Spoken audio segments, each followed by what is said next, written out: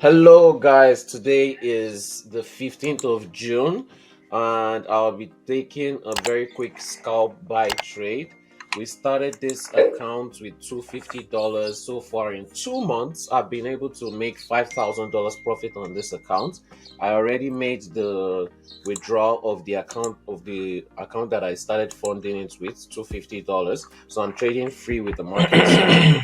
And yeah, if you want to copy my trades, sign up with the link in description, Mioga Markets. Use the broker that I use. Make sure you have at least $300 to $500 in your account to be able to copy my trades. And if you want to buy the course to learn how to do what I do, go to hedgingmastermind.com. You get the software that does all the analysis for you, tells you when to buy and sell and exit your trade for scalping, swing trading, hedging, which is a strategy that I use so I don't lose any money.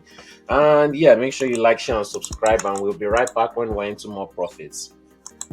And there you go. I closed this buy trade in profit very early in the morning, $669. Remember, if you want to copy my trades, sign up with Mioga Markets, link in description below.